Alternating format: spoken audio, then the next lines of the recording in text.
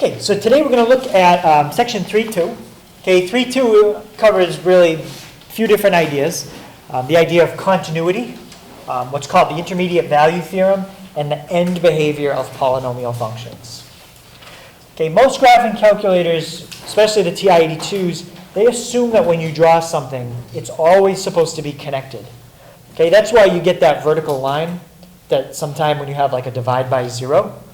Like if you were to take a TI-82 and graph this, it's going to do something weird when x is 4. It's going to try to draw a vertical line that shouldn't be there. On the newer calculators, it won't do that. Okay, in fact, let's try graphing some of these.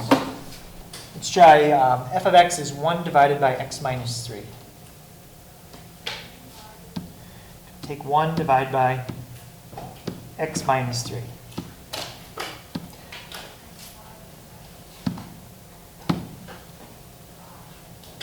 That's how the graph is supposed to look. Okay, if you're doing it on a TI-82, you might have something that looks more like this. Anybody get that picture? Yeah, that's not how it's supposed to look. So the idea is it's that vertical line that you see, it should not be connected. Okay? So it should look just like that. What's happening here is there's what we call an asymptote. Okay, that's at 3. Can't plug 3 in, because if you try, you're going to be dividing by 0. Okay, so if we go set our table to put that on task.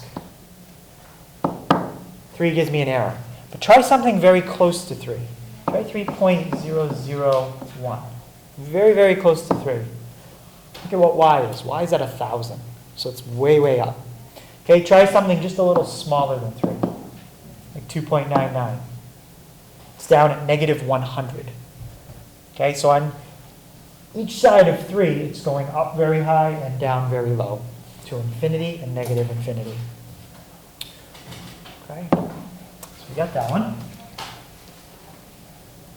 Okay, let's try this one. Int x.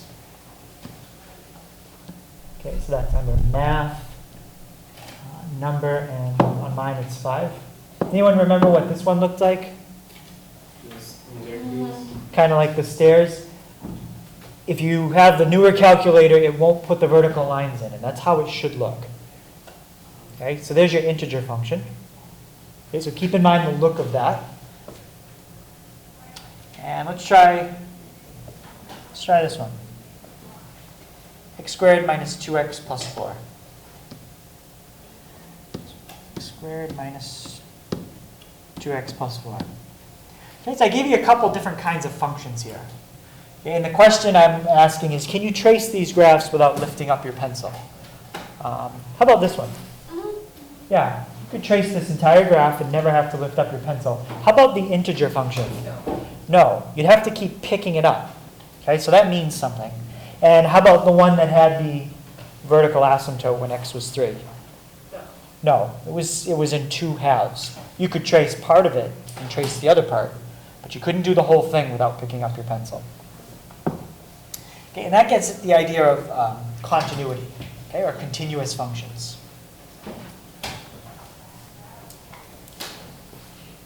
So we say that a function is continuous on a certain interval if you can pick any 2 points in that interval that you want. Okay, you can pick any 2 points. Pick a start point, pick an end point. And you can go all the way from the start point to the end point without ever picking up your pencil.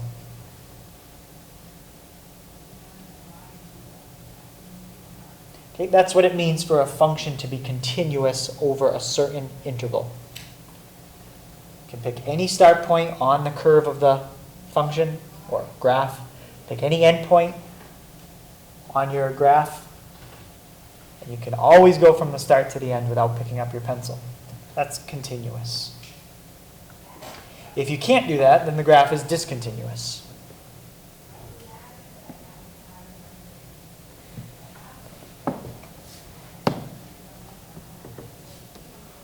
So it might be possible to find certain intervals within a function that are continuous and certain intervals in a function that are discontinuous. Okay, on the parabola one, you'd never be able to find one that's discontinuous. I don't care what you pick for a start point and what you pick for an end point. You can always trace a parabola between any two start and end points without picking up your pencil. Okay, let's look at this one. I want to graph the function 1 over x, and I want to find two intervals where the function is continuous. Okay, so you name a start point and an end point that I can trace without picking up my pencil, and then two that are discontinuous. Okay, so we're going to graph the function y equals 1 over x.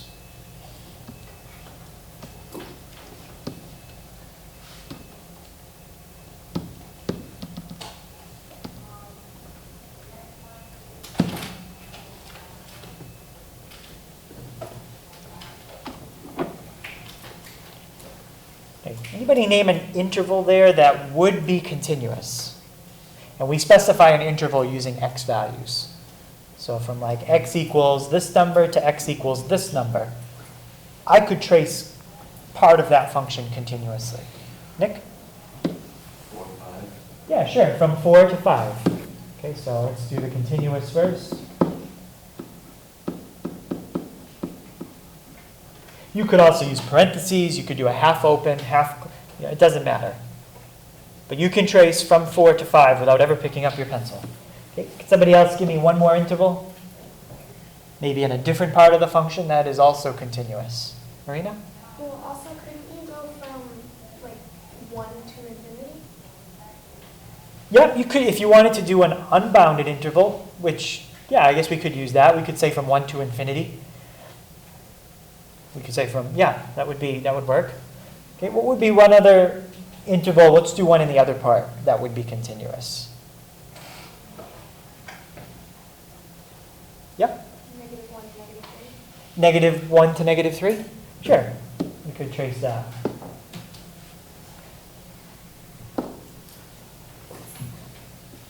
Okay, I'm just going to put the smaller one first. So you can trace from -3 to -1 without ever picking up your pencil. Okay, those are both continuous intervals within that function. Okay, now let's do some discontinuous ones. Okay, somebody give me an interval that would be discontinuous in that function. Sam? -3 to 7. Yep, -3 to 7. Okay, how about one more interval that would be discontinuous? Yep, Marina? -1 to 1. Sure, -1 to 1. The idea with a discontinuous interval is that you have to go through which number in this graph.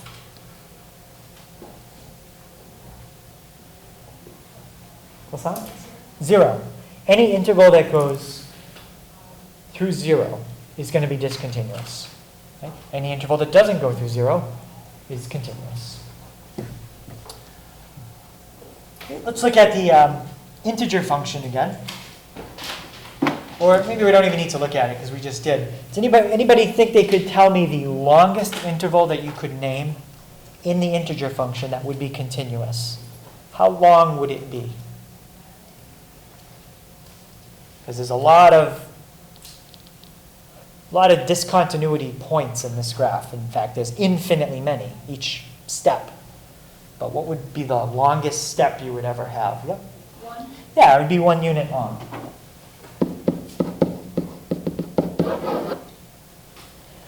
So the longest interval that you'd ever have in the integer function that is continuous is 1 unit long. It's the length of a step.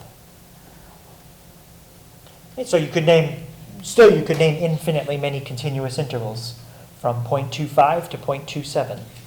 That's a continuous interval. Okay, from 0.73 to 0.85. There's another continuous interval. They're just very short. So there's 3 different ways you can have what we call a discontinuity. Okay, discontinuity is basically the point at which you're picking up your pencil and now you have to sketch another part separate. 1. Okay? You can have a value that's not in the domain. Okay?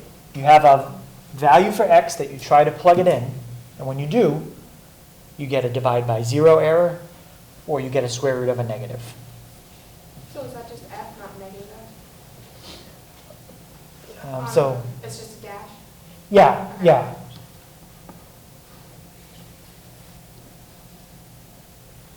So 1f is not defined at a particular value for the function. Okay, the second way you can have a discontinuity is that there's a break in the graph. Now, a break doesn't mean it's undefined. Okay, the domain for the integer function is all reals. You can plug any value you want in for x. So it's not that we have an undefined value, it's that the graph jumps up. That's the behavior of how the integer function works.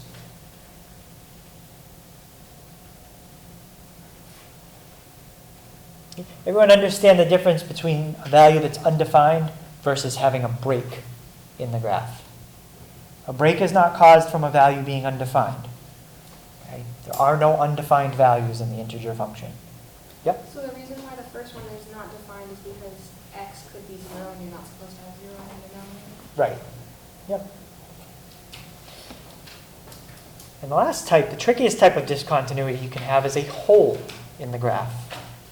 And you generally, when you do this kind, you can't see it on the calculator. You have to know it's there from doing the algebra. Okay, let's try graphing this last one. X squared plus 3x plus 2. So x squared plus 3x plus 2 divided by, in parentheses, x plus 2.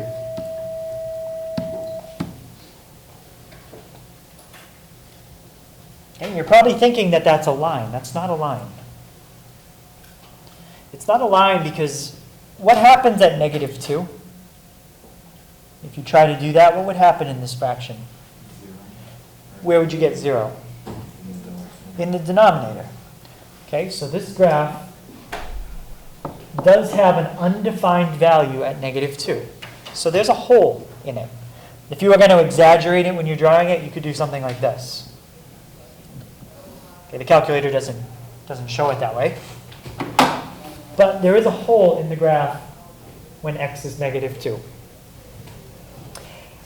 And the reason that that happened is because in the denominator, we have a factor that's also in the numerator. If you factor the numerator, you get x plus 1 times x plus 2.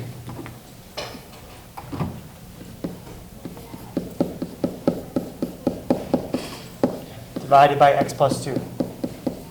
Whenever you have a common factor in the numerator and denominator, that's when you get a hole in the graph. It's very different than getting an asymptote. Okay? On each side of negative 2, we're not going up to infinity and negative infinity. Okay? You can check it. Try negative 2.01. Okay? And then try on the other side. Y values aren't going up to infinity and negative infinity. They stay pretty close. And that's why we get a hole in the graph. Okay, so those are the 3 different types of discontinuities. An undefined value, a break, and a hole.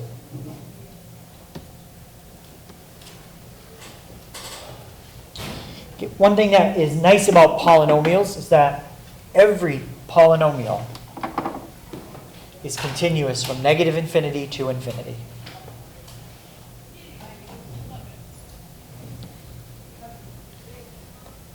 If a function is continuous over its entire domain, okay, from negative infinity to infinity, in the case of a polynomial, we say it's a continuous function.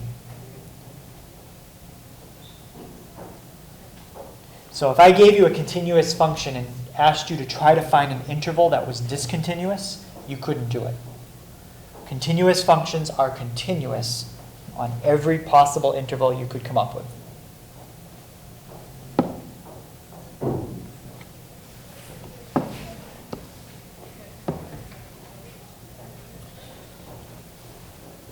Okay, I'm going going to tie this idea together with another property called the intermediate value property.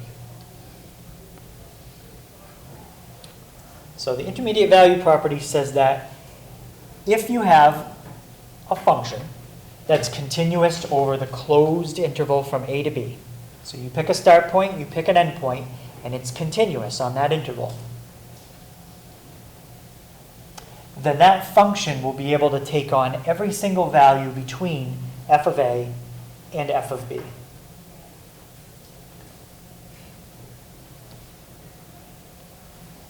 Okay, let me show you what I mean. Let's pick a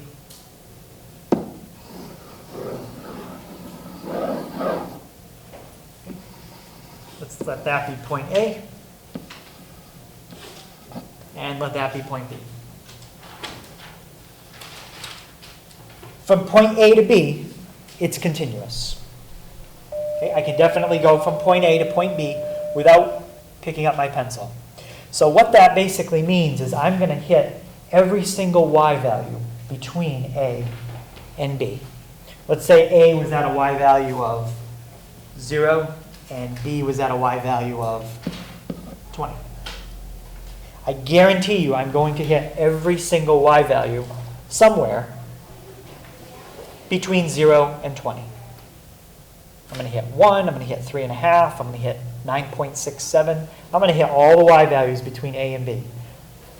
Any question on that? Another way to think of it is if you had water at a certain temperature. If you had water, say, at 50 degrees, and you warm it up to 90 degrees, I guarantee you, you have to go through every single temperature between 50 and 90. You can't jump over it. Heating water is a continuous process. So you go through every single possible temperature between 50 and 90. Okay, that's the idea here. Okay, another way to think of it is you can pick basically any number that you want between f of a and f of b, and you'll be able to find some x value that if you plug it into the function, you'll get the y value you're looking for. So using my example here, L, in my example, could be any number between 0 and 20. Let's say 17.2. So I guarantee you somewhere there's an x value that if you plug it into the function, you'll get 17.2. Okay, what is the x value? We don't know that. We could find that. But you can pick any number between 0 and 20, and you'll be guaranteed to be able to find some x value, which I'm calling c, that when you plug it in, you'll get the number you picked between 0 and 20. Okay, and that's because it's a continuous function.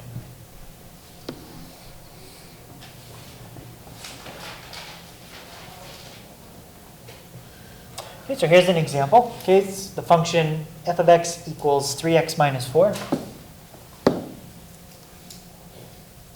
And I want to find a value so that when I plug it into that function, I get 15. Well, let's see if that's even possible first. Okay, so what we have to do is on our interval, see what the lowest y value we get is. So plug that in. See what the highest y value we get is. Plug that in. And make sure that 15 is somewhere between the lowest and the highest. If it's not, this won't work. Okay, so what do we get if we plug in negative 10 into f of x? Marina? Okay, we get negative 34. And if we plug in positive 10? Okay, how about Shannon?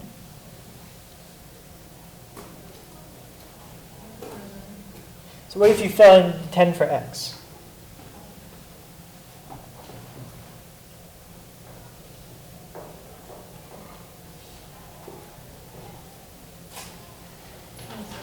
$26.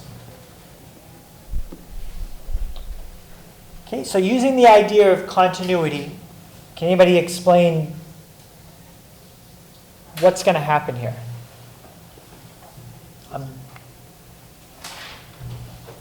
the idea, well, continuity and the intermediate value theorem. I want you to tie these two numbers into the intermediate value theorem and explain what's happening. Yep?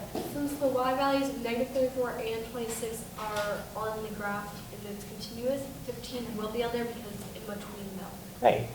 You're guaranteed, you're going to start at -34 for the y value, you're going to end at 26. I guarantee you will go through every single y value between -34 and 26 without skipping any. So now it's just a question of what particular x value will give me 15 for y. Okay, how would I figure that out?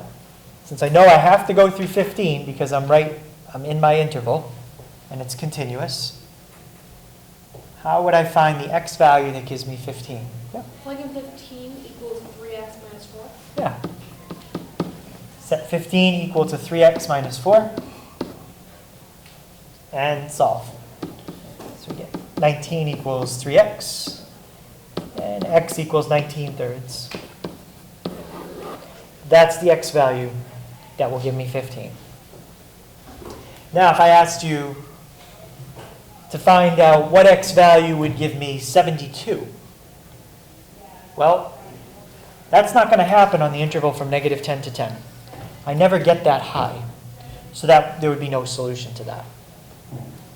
Okay? If you're willing to extend your interval bigger, okay, maybe up to, let x be 60 or 70, you might hit that value I'm asking about. Maybe even not that high, but in this case, you'd never hit a y value of 72. Not on this interval. Yep. So basically, all you're doing is taking the interval, plugging it into your expression, and seeing if the answer is between those two numbers that you get. Yeah, you just want to make sure that what I'm asking is actually possible, and then you plug that in and you solve for x. Yep. If it's not possible, would you just write not possible? Yeah, you just had no solution. Yep. So now I'm giving you an interval from -2 to 3, and I want you to find a value that you could plug into f so that you get -3 for y. Okay, first let's just check and make sure that that is possible. Let's find f of -2. Okay, Andrew, what's -2 squared? 2, I'm 4. 4 plus, and then 3 times -2 is, -6. and 4 minus 6, -2. -2, take away 4, -6. -6. Okay, so now I'm going to be at one endpoint, I have a y value of -6. Let's check the other endpoint. Okay, Justin, what's 3 squared? And then 3 times 3. So add those together. 18, take away 4. 14. Okay, so on this function, we're guaranteed to hit every y value between -6 and 14. So will I hit -3 somewhere? Yeah, I'll hit it somewhere. Now it's just a question of where. So -3 equals that. We set it equal to 0. So we would add 3 on each side.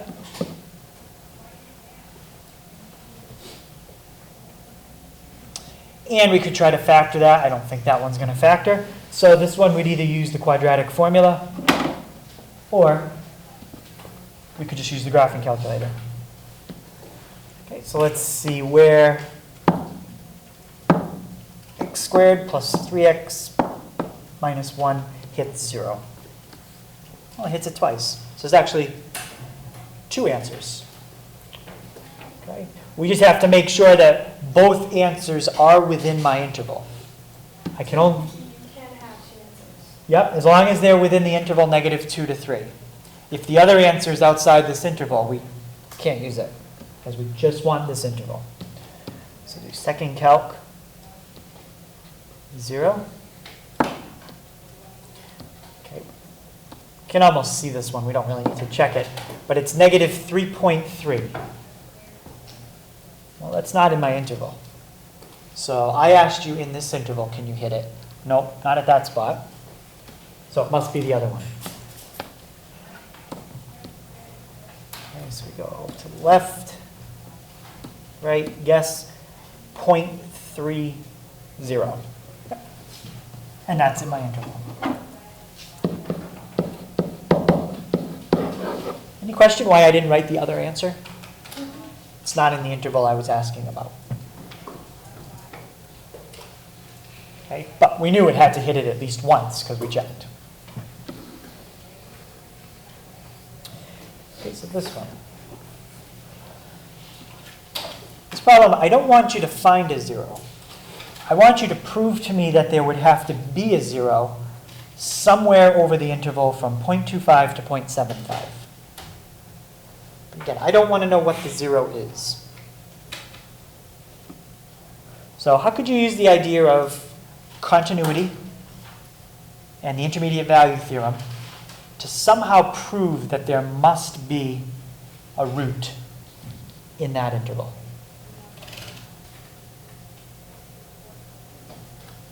What can we do? Yeah? So could you find the numbers that would be your interval, like within that interval, and the numbers that would be your endpoints, basically? The y values? Yeah. Yeah, so let's do that. Let's find f of 0.25 and f of 0.75. Okay, what I'll do just to help us with the arithmetic is just type it in. So it's x to the 5th plus 2x minus 1. Go to our table. And we want to know what you get when you plug in 0.25. Okay, you get negative 0.49. Negative 0.499. If we round it, negative 0.50. Okay, let's check 0.75.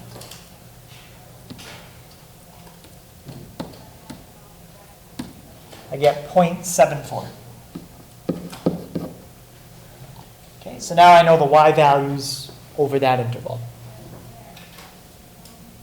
How can I use those y values to prove that there's got to be a root in there? Yep. Zeros between them, so 0 that must be 0. Right. So what we could say is we know f of 0.25 is a negative value, and f of 0.75 is a positive value. Since we have a continuous function, that's what that is, that's a continuous function. Since we have a continuous function, and it's going from negative to positive, what's the only way you can go from negative to positive and you're staying connected the whole time? You have to go through 0 at some point, somewhere. Right? So we have a continuous function going from negative to positive. So we must pass through 0.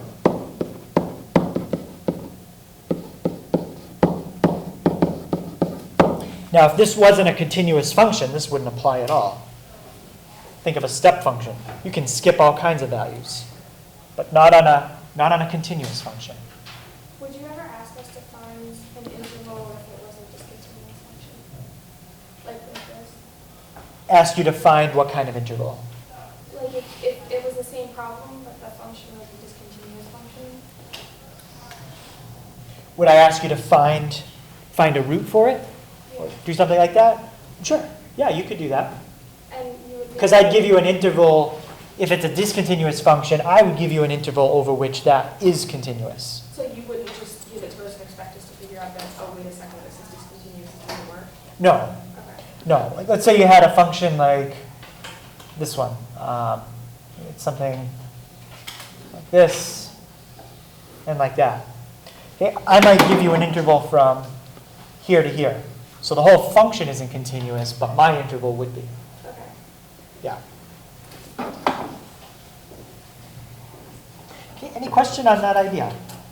That's important for the test.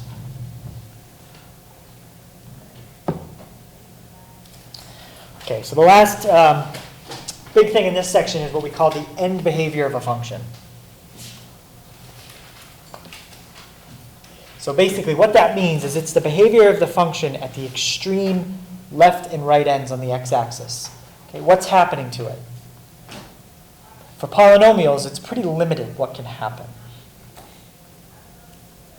Okay, think of like your parabolas. As x gets bigger and bigger towards the right, think about what happens to this parabola. And think about what happens as you get more and more negative towards the left.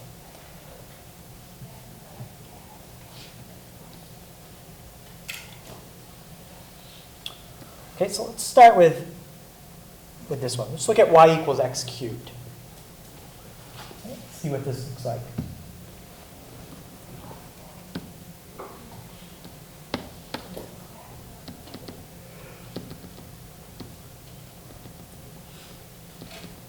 Okay, so this is what we call the parent cubic function. It's the most basic cubic function you can have. And it looks like that. Okay, as x gets bigger, as x heads towards the right, what's happening to y? Sylvia? What's happening to y? I was just going to say that the curve will get wider. I didn't know you were going to ask. So as x heads towards the right, okay, as x gets bigger and bigger, what's happening to your y values in that function?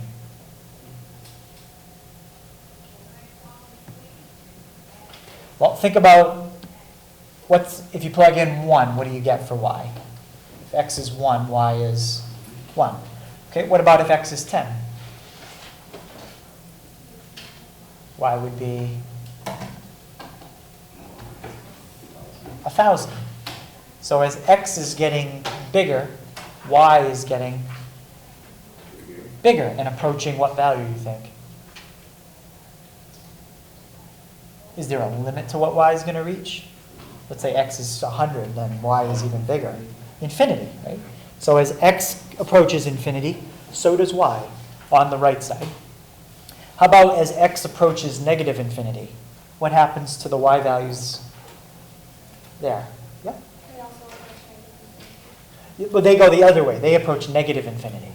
Okay? So as x gets more and more negative, so does y. As x gets more and more positive, so does y. So one way to describe the behavior is with a set of parentheses and put these arrows. Okay, this means on the left side, y is dropping down towards negative infinity. On the right side, it's heading up. Okay, in calculus and parts of the point this year, we'll use this notation. This idea of a limit. So a limit is a value that you approach that you never reach. So what this top one is saying is the limit of y as x goes to infinity. That means what's happening to y as x gets really, really big? It's approaching infinity. Okay, how about this bottom one? What would be the limit of y? What is y approaching as x approaches negative infinity? Lasan? That's approaching negative infinity. With polynomials, as x goes to infinity or negative infinity, your limit goes to infinity or negative infinity. But that's not always true with other kinds of functions. Sometimes the limit is a number, like x approaches 2. Okay, but we won't see that with polynomials. It will always be infinity or negative infinity. So there's really 4 types of end behavior you can have.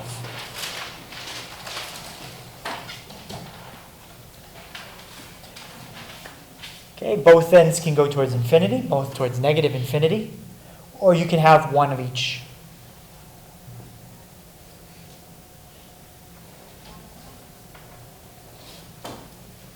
And the type of behavior you get depends on 2 things, which we'll summarize in a chart in a minute.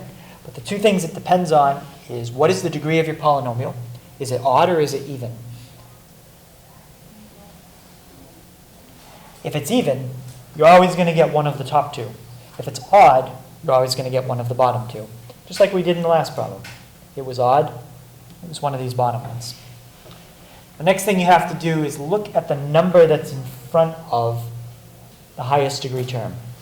If it's positive, that means something. If it's negative, that means something else. So those are the two things you have to look at. The degree and the coefficient of the highest degree term. Nothing else really matters. Nothing else is important. Okay, so let's look at the end behavior for these two. So they're even degree polynomials. One's x to the fourth, one's negative x to the fourth.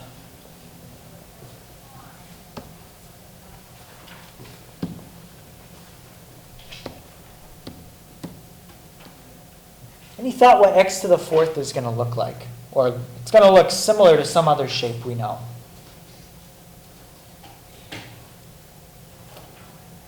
Yeah? Yeah, it's going to look like a parabola, except it's going to be flatter on the bottom. Okay? It's not a parabola, but it kind of looks like one. And the end behavior here is both ends go towards infinity. So in our limit notation, we'd say the limit of f of x as x approaches infinity is what? What happens to y as x approaches infinity? Nick?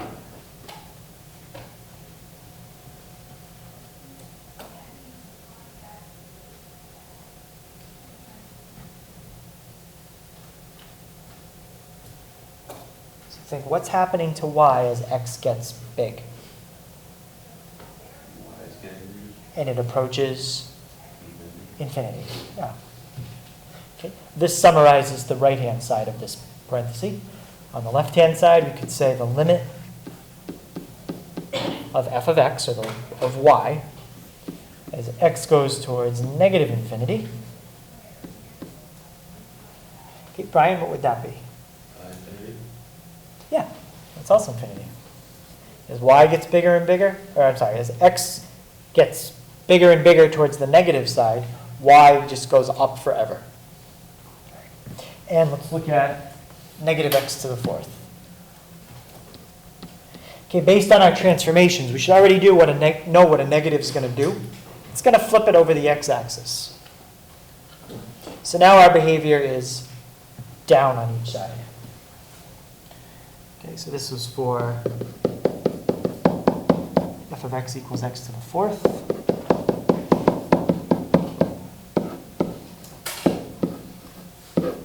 Yeah, I'm just going to write it that way. With the limit notation, both limits are approaching negative infinity.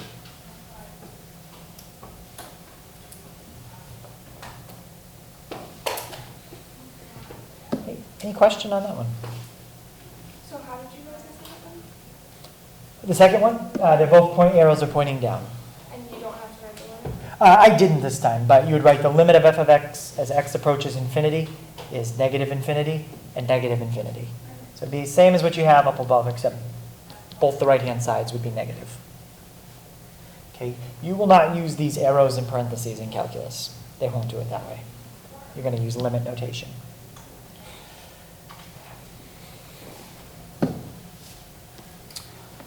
Okay, so here's a summary of basically what happens. If you have an even degree polynomial, both ends either go up or both ends go down. If you have an odd degree polynomial, one ends up, one ends down. One of each. Okay, so then you look at your coefficient of the highest degree term. Okay, nothing else matters. Only the highest degree term. If you have a positive coefficient, that's represented in the top row. If you have a negative coefficient, that's represented in the bottom row.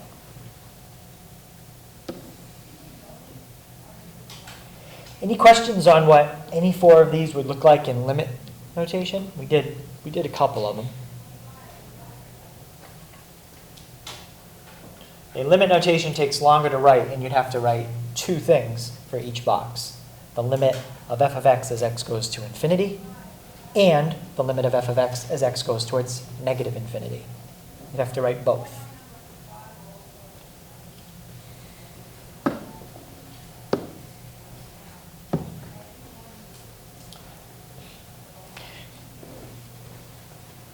Okay, so I've said this a couple times, that the leading term in a polynomial controls everything.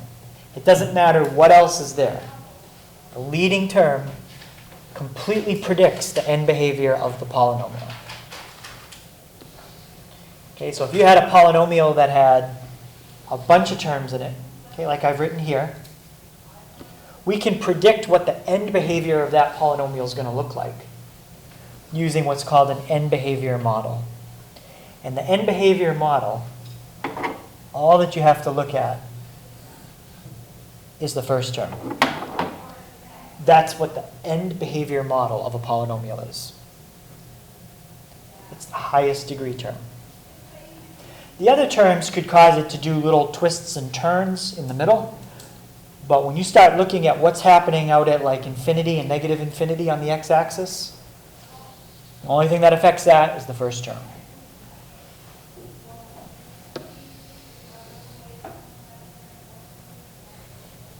Okay, and I'll show you graphically what that looks like.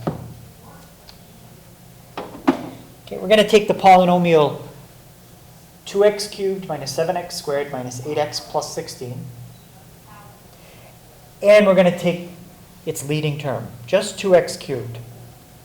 And I'm going to show you that f of x and g of x are basically going to look identical if you zoom out far enough.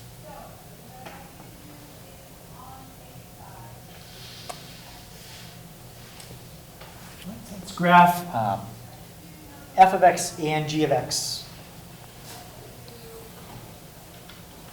in the same window.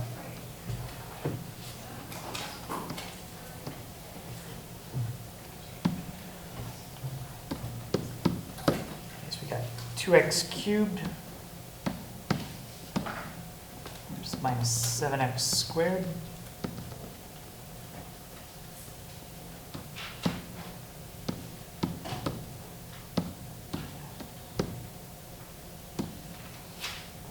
minus 8x plus 16. Okay, what's the degree of that polynomial? Is it odd or even? Odd. So what's the end behavior going to look like?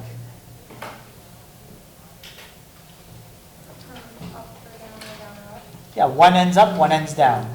Okay. If we look at our chart, because we have a positive coefficient, we can figure out exactly which end is up, which end is down. Okay, they give us a window they want us to use. Okay, let's do negative 8 to 8. And let's do negative 100 to 100.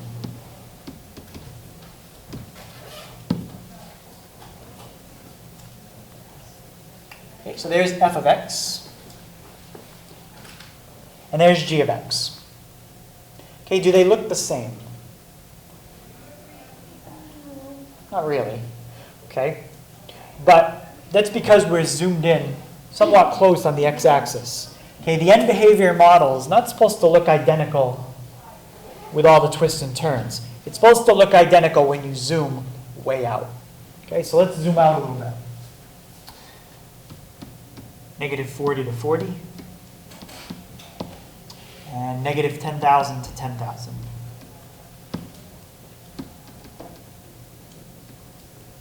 Okay, now we're going to start to hide those twists and turns a little bit. Okay, there's f of x. There's g of x. Do they look pretty similar now? Mm-hmm. Yeah. So the end behavior model is just supposed to give you kind of a big picture idea of what this function looks like if you zoom way out. Not all the detail in the middle. Okay? Any question on that? Where would we use that? We'd use that if we want to describe the end behavior of a function. Simply. Okay? So all this stuff you see here has nothing to do with affecting the end behavior. None of it. So all you wanted us to see see was the 2x cubed. Yeah, I just want you to see that the 2x cubed is what dominates or controls this entire function. That's it. This other stuff just causes twists and turns in the middle that aren't important for the big picture of end behavior. Okay, so this one I want to find an end behavior model of that function. Okay, what would be the term here that's going to control pretty much everything?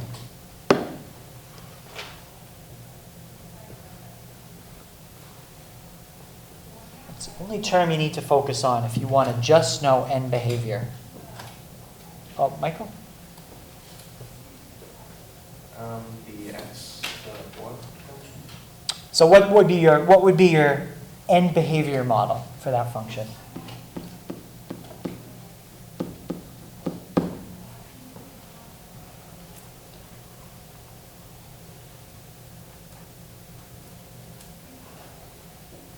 When I go to negative infinity, it will go to positive infinity. Well, we'll get to that in the second part when we describe the actual behavior. But for now, the model itself is like a function. What would be the function that I could graph similar to example 7? And it would look very similar if I zoomed out enough. Negative 0.5x to the 4? Yes. No, that's what you're asking. Yep. So that's when they ask for an end behavior model, that's what they want. It's negative 0.5x to the 4th. Now they want to know the end behavior. We have an even degree polynomial with a negative in front. Okay, what does that behavior look like? Even degree, even, think of something that looks like a parabola, but it's got a negative in front, so it's opening the other way. So be infinitely down infinite negative. Yep. So as x gets really big, y goes towards negative infinity. As x gets really negative, y still goes towards negative infinity. So overall, this graph is going to look something like this. The cube term, the linear term, and the constant may cause some twists and turns in the middle, but overall, it's going to head down on each end.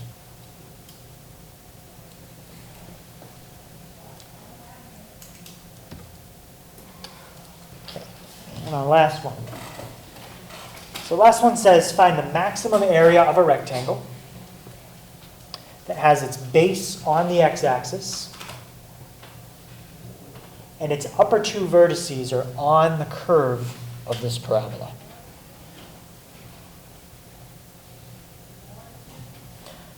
Okay, if we were to sketch this parabola, does this open up or down? Down. It's not written in descending order, but the leading term is negative. Okay, so it opens down. So to get a picture of what it would look like, our situation is something like this. There's the parabola y equals 4 minus x squared. We have a rectangle where it's one side is right on the x-axis. And the upper two vertices are points on that parabola. So basically, I want to know what's the biggest rectangle that I could fit inside there. Okay, we could make this rectangle longer and skinnier. That would be another option. Maybe that rectangle has more area than the other one. I don't know. That's what we want to figure out. The biggest rectangle we could fit. Oops. Inside that parabola. Okay, how could we represent this point? Since we don't know it, we could just represent it very generically as what? Sure, it's xy. Okay, but that's helpful because if I represent this point as x, I now know the length of the base of that rectangle. What would be the length of the base of that rectangle? Nick? 2x. So we're saying from here to here is x, and also from here to here would be x. because it's symmetrical.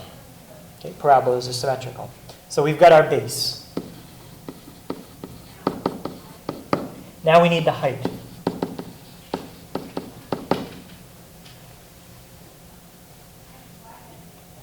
Well, it would be y, but do we have a formula for finding that? Do we have an equation that can give us y somehow?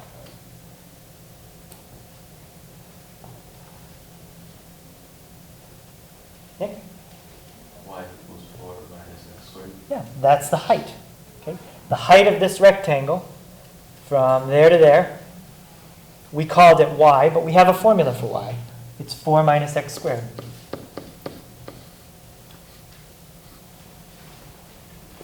Okay, how do you find the area of a rectangle? Taylor, how would you do that? Multiply the base times the height. Yeah, multiply base times the height. So we've got 2x times 4 minus x squared. Okay, let's graph that. Okay, we don't have to FOIL that out. Let's just graph it like that and see what happens. So this is the area.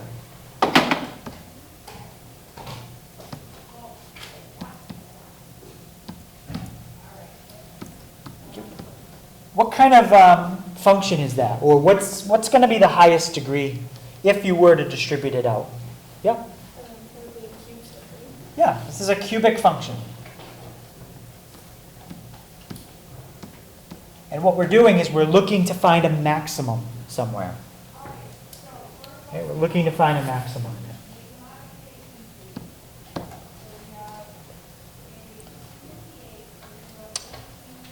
Now, in theory, there is no maximum on the left-hand side. It goes up forever. But the x values on the left-hand side are what? Negative. Well, that wouldn't make sense to have negative width. So the only maximum that I see is somewhere right in there. So calculate that maximum. And the maximum you could get is when x is 1.15. If you make your width 1.15, the rectangle will fit in that parabola, and it'll have an area of 6.16. So the maximum area is 6.16.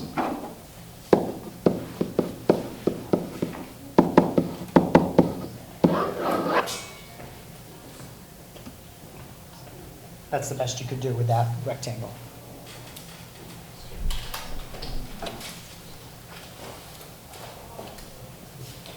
Okay. Any question on that? All right. Okay, so for tonight, since we just did that one section, just one page, page 161. And it's 1 to 6, 9 to 12, 15, 16, 21 to 25, 29 to 31, and 33.